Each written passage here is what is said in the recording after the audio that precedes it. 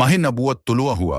हजरत इब्न अब्बास रजी अल्लाह अन्हु कहते हैं कि हुजूर नबी करीम सल्लल्लाहु अलैहि वसल्लम इस दुनिया में तशरीफ लाए तो आपकी आनूल नाल कटी हुई थी। आनूल नाल को बच्चे पैदा होने के बाद दाया काटती है। आप खितना शिदा पैदा हुए। अब्दुल मुत्तलिब ये देखकर बेहद हैरान हुए और खुश भी। वो कहा करते थे, मेरा बेटा निराली शान का होगा।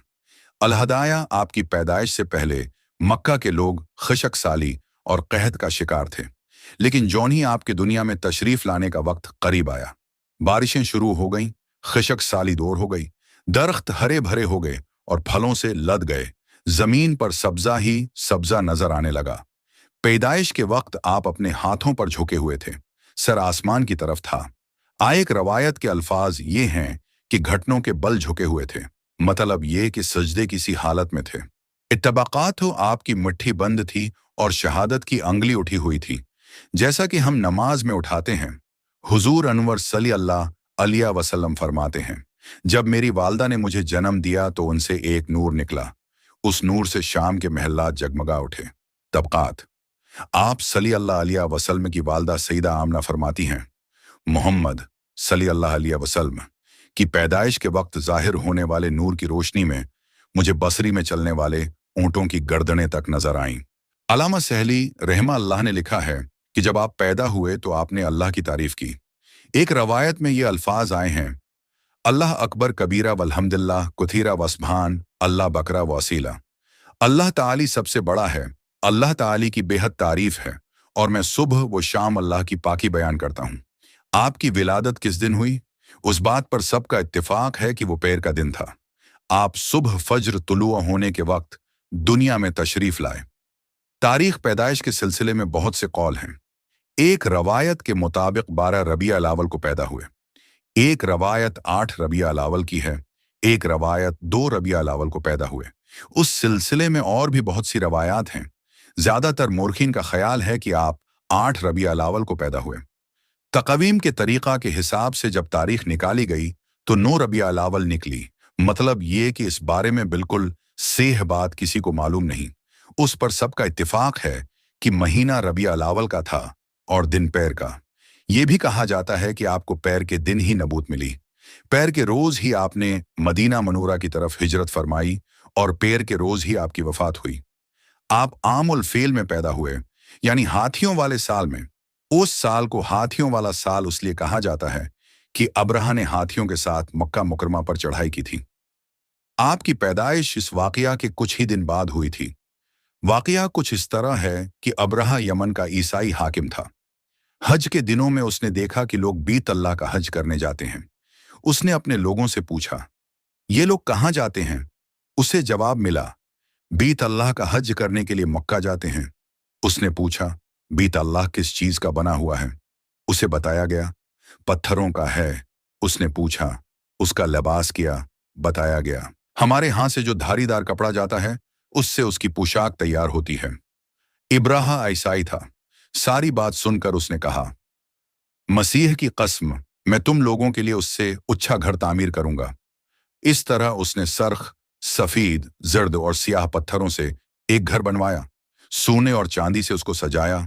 उसमें कई दरवाजे रखवाए, उसमें सोने के पत्रे जड़वाए, उसके दरमियान में जवाहर लगवाए।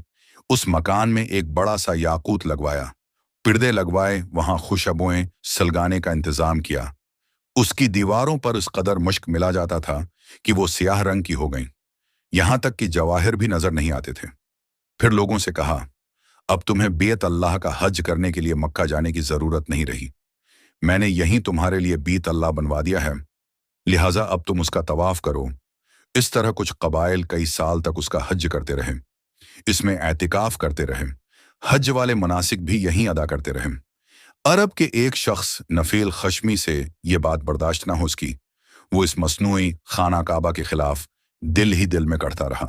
आखिर उसने दिल में ठान ली कि वो उबरहा की इस इमारत को गंदा करके छोड़ेगा। फिर एक रात उसने चौरी छपे बहुत सी गंदगी इसमें डाल दी। इब्राहा को मालूम हुआ तो सख्त गजब नाक हुआ, कहने लगा, ये कार्रवाई किसी अरब ने अपने काबा के लिए की है, मैं उसे ढा दूंगा, उसका एक एक पत्थर तोड़ दूंगा। उसने शाम और हबशा को ये तफसीलात लिख दी। उससे दरख्वास्त की कि वो अपना हाथी भेज दे। इस हाथी का नाम महमूद था। ये इस कदर बड़ा था कि इतना बड़ा हाथी रोए जमीन पर देखने में नहीं आया था। जब हाथी इसके पास पहुंच गया तो वो अपनी फौज लेकर निकला और मक्का का रख किया। ये लश्कर जब मक्का के कुर्बो जवार में पहुंचा तो अब्रिहा ने फौज को हुक्म दिया कि इन लोगों के जानवर लौट लिए जाएं। उसके हुक्म पर फौजियों ने जानवर पकड़ लिए। उनमें अब्दुल मुतल्लिब के ऊंट भी थे। नफील भी उस लश्कर में अब्राहा के साथ मौजूद था और ये अब्दुल मुतल्लिब का दोस्त था। अब्दुल मुतल्लिब उससे मिले, ऊंटों के सिलसिले में बात की। नफील ने अब्राहा से कहा, कुरैश का सरदार अब्दुल मुतल्लिब मिलना चाहता है। ये शख्स तमाम अरब का सरदार है। शरफ और बुजुर्गी उसे हासिल है। लोगों में उसका बहुत बड़ा असर है। लोगों को अच्छे अच्छे घोड़े देता है, उन्हें औतियात देता है, खाना खुलाता है। ये गविया अब्दुल मुतल्लिब का तारुफ था। अब्राहा ने उन्हें मुलाकात के लिए बुला लिया। अब्राहा ने उनसे पूछा, बताइए आप क्या चाहते हैं? उन्होंने जवाब दिया, मैं चाहता हूं मेरे ऊंट मुझे वापस मिल जाएं। इनकी बात सुनकर अब्राहा बहुत हैरान हुआ। इसने कहा, मुझे तो बताया गया था कि आप अरब के सरदार हैं, बहुत इज्जत और बुजुर्गी के मालिक हैं। लेकिन लगता है मुझसे गलत बयानी की गई है, क्योंकि मेरा ख्याल था आप मुझसे बेत अल्लाह के बारे में बात करेंगे, जिसको मैं गराने आया हूं और जिसके साथ आप सबकी इज्जत वाबिस्ता है। लेकिन आपने तो सरे से उसकी बात ही नहीं की और अपने आंटों का रोना लेकर बैठ गए। ये क्या बात हुई? इसकी बात सुनकर अब्दुल मुतल्लिब बोले, आप मेरे ऊंट मुझे वापस दे दें, बेत अल्लाह के साथ जो चाहें करें। इसलिए कि इस घर का एक परवरदगार है, वो खुद ही उसकी हिफाजत करेगा। मुझे उसके लिए फिक्रमंद होने की जरूरत नहीं। उनकी बात सुनकर अब्राहा ने हुक्म दिया, उनके ऊंट वापस दे दिए जाएं। जब उन्हें उनके ऊंट वापस मिल गए तो उन्होंने उनके समों पर चमड़े चढ़ा दिए, उन पर निशान लगा दिए, उन्हें कुर्बानी के लिए वक्फ करके हरम में छोड़ दिया, ताकि फिर कोई उन्हें पकड़ ले तो हरम का परवरदगार इस पर गजबनाक हो। फिर अब्दुल मुतल्लिब हिरा पहाड़ पर चढ़ गए। उनके साथ उनके कुछ दोस्त थे। उन्होंने अल्लाह से दरख्वास्त की, आए अल्लाह, इंसान अपने सामान की हिफाजत करता है तो अपने सामान की हिफाजत कर। इधर से अब्राहा अपना लश्कर लेकर आगे बढ़ा। वो खुद हाथी पर सवार लश्कर के दरमियान मौजूद था। ऐसे में उसके हाथी ने आगे बढ़ने से इनकार कर दिया। वो जमीन पर बैठ गया। हाथी बानों ने उसे उठाने की कोशिश की, लेकिन वो न उठा।